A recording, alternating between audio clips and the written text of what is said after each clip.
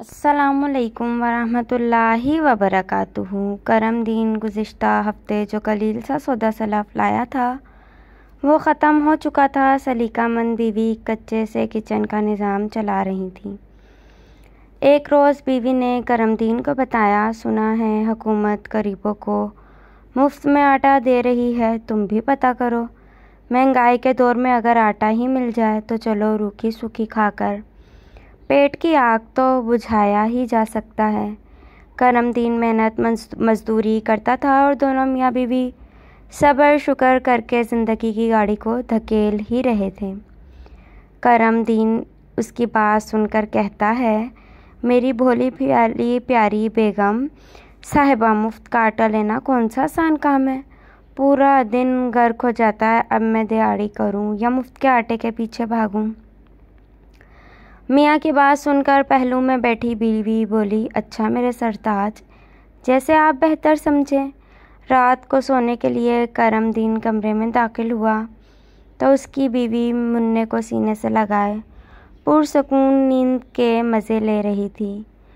करमदीन उसके दमकते चेहरे को टिकटिकी लगाकर देखता रहा कि फरिश्ता सिफ्त नेक बीवी मुझ कंगले के साथ रूखा सूखा का कर गुजारा कर रही है। जो मिल जाए सब्र शुक्र के साथ कबूल कर लेती है। न शिकवा न शिकायत, न लड़ाई न झगड़ा। मालूम नहीं किस ठंडी मिट्टी की बनी हुई है। मैं मर्द होकर कभी बेसब्रा हो जाता हूँ, मगर मजाल है जो इस नेक बंदी के माथे पर सिलवट भी कभी आई हो। बल्कि मुझे हिम्मत और हौसला देती है, यह सोचकर उसकी आंखें नम हो गईं। वो आगे झुका, बीवी के चौड़े और दमकते माथे का फर्द मोहब्बत से बोसा लिया। माँ के साथ चुपके मुन्ने को प्यार किया और आंखें बंद करके लेट गया। उसी लम्हे करमदीन को ख्याल आया कि कल जुम्मा और मेरी हफ्तावार छुट्टी है, लिहाजा मुफ्त आटा लेने की कोशिश करनी चाहिए। प्रोग्राम के मुताबिक वह सुबह सवेरे इस मार्के को सर करने के लिए घर से निकल पड़ा। अभी वह दरवाजे से बाहर ही निकलने लगा था तो पीछे से बीवी ने आवाज़ दी। करमदीन ने ताबेदार और फरमाबरदार खिदमतकार की तरह फ़ौरन कदम रोक दिए। वो वापस मुड़ा तो बीवी शनाख्ती कार्ड पकड़े उसके पीछे दौड़ कर आई और कहा, ये अपना शनाख्ती कार्ड साथ लेकर जाएं, सुना है इसके बगैर आटा नहीं मिलता। बीवी उसके करीब हुई और उसके गले का बटन ठीक करते हुए बोली, हाँ एक और बात भी सुनिए, अपना ख्याल रखिएगा, अगर आसानी से मिल जाए तो ले लीजिएगा, वगरना खज्जल ख्वारी और रोज़ा ख़राब करने की ज़रूरत नहीं। वक्त पर घर आ जाइएगा। करमदीन ने बेगम से शनाख्ती कार्ड पकड़ा और उसका शुक्रिया अदा करता घर से बाहर निकल गया। करमदीन आटा तकसीम करने की जगह पर पहुंचा तो लोगों का जुम गफीर देखकर हैरान रह गया। सुबह सवेरे ही लोगों का इतना हजूम, लगता था कि जैसे लोगों ने रात को ही यहाँ पर डेरे डाल लिए थे, वो भी महज 10 किलो आटे के थैले के लिए। करमदीन भी एक लंबी लाइन के आखिर में खड़ा हो गया, लेकिन आटे का भी कहीं नामो निशान भी नहीं था। लोग कह रहे थे कि आटे का ट्रक बस पहुँचने ही वाला है। इंतज़ार करते करते घंटा गुजर गया, मगर आटा कहीं नज़र न आया। लेकिन मीलों लंबी कई लाइनें वजूद में आ गईं। करमदीन ने इर्द गिर्द नज़र दौड़ाई तो बहुत से ऐसे लोग भी नज़र आए जो कि साहिब हैसियत थे, मगर देने के बजाय लेने के लिए खड़े थे। करमदीन सोच में पड़ गया कि मालूम नहीं ये भूख, अफलास और महंगाई का शाह खजाना है या लालच, तमा, हवस और दूसरों का हक मारने की कमीन हरकत है।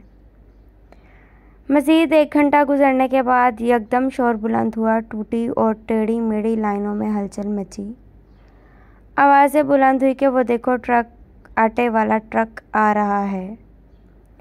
ट्रक नज़र आते ही सबके चेहरों पर मुस्कुराहट फैल गई। भारी भरकम और बड़ी बड़ी मूंछों वाले ड्राइवर ने नफ़रत से मुफलिसियों, भूख का शिकार लोगों पर एक नज़र दौड़ाई, स्पीड बढ़ाई और ट्रक का रुख हजूम की तरफ मोड़ दिया। लगता था कि ड्राइवर इन गरीबों और भूखों, नंग का शिकार लोगों की वजह से बहुत गुस्से में था कि रोज़ उसकी नींद ख़राब होती है और सुबह सुबह उठकर आना पड़ता है। दूसरा ये कि रोज़ ट्रक भरकर लाता हूँ, मगर लोगों रज ही नहीं रहे। वो लोगों पर ट्रक चढ़ाकर उनसे जान ही छुड़वाना चाहता था, मगर ये उसकी खाम ख्याली थी। लोगों ने ट्रक अपनी तरफ आता देखकर दौड़ लगा दी, लेकिन ट्रक के गुजरने के बाद फिर अपनी जगह पर वापस आ गए और ड्राइवर का मुंह चिढ़ाने लगे। ड्राइवर खुफकी मिटाने के लिए गुस्से से बार बार एक्सीलेटर दबाता रहा और चंद ही लम्हों में धुएं और गर्दो गुबार का एक तूफान उठ खड़ा हुआ। लोग फिर इधर उधर भागे और चीखे चिल्लाए। ये मंजर देखकर ड्राइवर ने एक भरपूर कहका बुलंद किया और कहने लगा, भिखारियों, तुम्हें आटा तो शायद मिला ना मिले, लेकिन मुफ्त में धुआं और गर्दो गुबार से तो झोलियां भर कर जाओ। ट्रक के बंद होते ही गर्दो गुबार और धुएं का तूफान थमा तो ऐसे लगा जैसे इंसानों की बजाय लाइनों में जुनबुत खड़े हैं। इस मंजर से ड्राइवर बहुत महजूज हुआ और उसकी रूह को सुकून मिल गया। उसने मूंछों को ताव दिया, नफरत से हुजूम को देखा और बड़ी सी चारपाई पर आलती पालती मारकर बैठ गया। इतनी देर में आटा तकसीम करने वाला अमला भी पहुंच गया। लोगों ने शनाख्ती कार्ड हाथ में पकड़ ली और आगे बढ़ना शुरू कर दिया। क्लर्क बाबू शनाख्ती कार्ड लेकर अहलियत चेक करता और जिनका नाम वहां मौजूद होता उन्हें एक टोकन पकड़ा देता, जिसे लेकर वो ऐसे खुश हो जाते जैसा कि पुलसिरात कामयाबी से अबूर करके जन्नत का टिकट हासिल करने में कामयाब हो गए हों। जबकि जिन्हें टोकन नहीं मिलता वो नाकाम और नामुराद होकर मुंह लटकाए वापस चले जाते। क्लर्क बाबू के पास जब कोई खुशकल औरत आती तो उसे ऐसे तवज्जो देता और जिस्मानी खदोखाल को गौर से देखता जैसा कि शनाख्ती कार्ड पर लिखी शनाख्ती अलामत हो, जिसकी तस्दीक बहुत ज़रूरी है। अगर कोई नौजवान दोशीज़ा आ जाती फिर तो क्लर्क बाबू की बांछें खिल जाती और वो चहक चहक कर उससे महव गुफ्तगू हो जाता। वो दोशीज़ा भी एक आटे की थैली के बदले अपने हुस्न का पूरा दीदार करवा कर टोकन लेने में कामयाब हो जाती। 4 घंटों के लंबे इंतज़ार के बाद करमदीन का नंबर आ ही गया। क्लर्क बाबू ने शनाख्ती कार्ड को अलट पलट कर देखा और फिर कंप्यूटर में चेक किया तो कहने लगा, चाचा, तू आटे के लिए अहल नहीं है, तुझे नहीं मिलेगा। करमदीन रूहान सी शक्ल बनाकर बाबू से इल्तिजा की, साहब, मैं तो गरीब दिहाड़ीदार मजदूर हूँ, मजाक ना कर। बाबू ने करमदीन को देखा और कहने लगा, मजाक मैं नहीं कर रहा, बल्कि हकीकत बता रहा हूँ। तुम तो बहुत अमीर हो, जहाज़ पर सवार होकर मक्के मदीने की सैर कर चुके हो, लाखों रुपए खर्च कर चुके हो, तो फिर गरीब कैसे हो? मक्का मदीना की जो ज़ियारत कर ले वो तो बहुत नसीबों वाला और अमीर होता है। चाचा, तू तो बहुत अमीर है। मक्का मदीना का नाम सुनकर करमदीन मचल उठा। उसके जज्बात व एहसासात ही बदल गए। उस पर वाफर्दगी छा गई और शनाख्ती कार्ड वापस लेते हुए खुशी से झूमने लगा और कहने लगा, हाँ हाँ, मैं बहुत अमीर हूँ। मैं बैतुल्लाह का तवाफ़ कर चुका हूँ, सोने सरकार के रोज़े की ज़ियारत कर चुका हूँ, गुंबते खजरा को जी भर कर देख चुका हूँ। करमदीन ये कहते हुए घर की जानिब चल पड़ा और फिर उसे वो दिन याद आ गया जब मोहल्ले में एक अजीमो शान महफिल मिलाद का इनेकाद हुआ था। उस महफिल के अख्ताम पर कुरानंदाजी के ज़रिए हाज़रीन महफिल में से किसी एक खुशनसीब का उम्रा टिकट दिया जाना था। उस रात नेक वक्त बीवी ने करमदीन को दुआएं देकर घर से रुखसत किया था कि महफिल में जाकर अपना नाम कुरानंदाजी में के लिए ज़रूर लिखना। सोहना रब करम करेगा, मदीने वाला तुझे बुला लेगा। उधर करमदीन महफिल में शिरकत के लिए घर से निकला तो इधर उसकी बीवी मुसल्ले पर सरबसजूद होकर करमदीन की देरीना ख्वाहिश के लिए गिड़गिड़ाने लगी। ये करमदीन का शौक़ और वालहाना अकीदत थी या कि नेक बीवी की पुरसोज दुआ कि कुरानंदाजी में करमदीन का नाम निकल आया। पहले तो करमदीन को यकीन ना आया, मगर दोबारा नाम पुकारे जाने और दोस्तों की मुबारकबाद पर उसे अपनी किस्मत बदलने का एहसास हुआ और वो नम आँखों और अकीदत के साथ स्टेज पर उम्रा टिकट लेने के लिए पहुंच गया। लोग करमदीन की किस्मत पर रश्क करने लगे और कहने लगे, वाह करमदीन पर, आज सरकार सल्लल्लाहु अलैहि वसल्लम का करम हो गया है और ये जल्द मदीने वाले का मेहमान बनेगा। फिर उसे वो दिन भी याद आया जब वो रुखसत होने लगा तो लोगों का जमगफीर जमा हो गया। मोहल्ले की औरतें भी कहने लगीं कि करमदीन कितने कर्मा वाला है, और फिर पूरा मोहल्ला नाते पड़ता उसे एयरपोर्ट पर रुखसत करने आया था। फिर उसे मक्का और मदीना में गुजरे खूबसूरत लम्हात याद आने लगे। उम्रा के बाद जब वापस लौटा था तो मोहल्ले का हर फर्द उसे मिलने आया था। जिन्हें करमदीन बबरकत सफ़र के किस्से शौक़ और मोहब्बत से सुनाता, करमदीन उन्हीं यादों में महव आज खुशी से घर वापस आ रहा था और गुनगुना रहा था, तेरे दर का जो फ़कीर है वो दुनिया का अमीर है।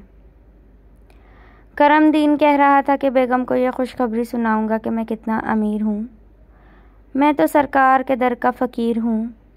मैं भला आटे की लप के लिए क्यों कतारों में धक्के लेता फिरूँ। वैसे भी सारी ज़िंदगी हो गई है खाते खाते, ये पेट का जहन्नुम कब भरा है।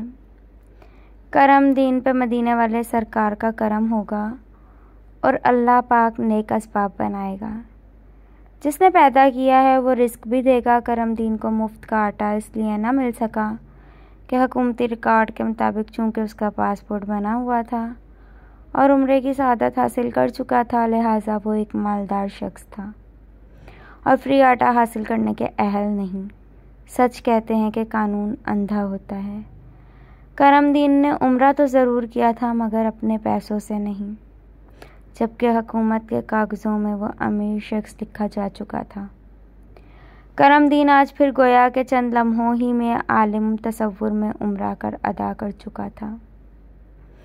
वह उन्हें हसीन लम्हों में ही महव था कि मस्जिद से जुम्मे की पहली अज़ान की सदा बुलंद हुई तो वह चौंक उठा। उसे अब याद आया कि आज तो जुम्मा है। जुम्मे के रोज़ तो वह अपने शौक़ और मस्जिद की खिदमत के जज्बे के तहत दोपहर को ही मस्जिद में पहुंचकर सफाई सुथराई करता, सिफ़ें बिछाता और दीगर ज़रूरी काम सर अंजाम देता। गो के इस मकसद के लिए इंतज़ामिया ने एक अदम खादम भी रखा हुआ था, मगर ये तो करमदीन का अपना शौक़ था। ये ख्याल आते ही करमदीन ने अपने आप को सख्त कोसा के नफ्स की खातिर आज दिन ज़ाया कर दिया और मस्जिद की खिदमत से महरूम रहा। यह ख्याल आते ही उसने मस्जिद की तरफ दौड़ लगा दी। वह भी मस्जिद की गली मुड़ा ही था कि भारी भरकम खादिम उसका राह तक रहा था और करमदीन के नज़र आते ही उस पर गालियों की बौछार कर दी कि कहाँ मर गया था।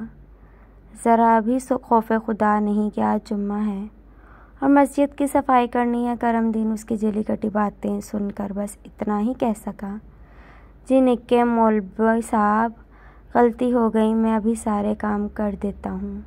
इतना कहकर करमदीन काम में जुट गया, जबकि जिसकी जिम्मेदारी थी यानी खादिम मस्जिद, वो हुजरे में जाकर आराम करने लगा।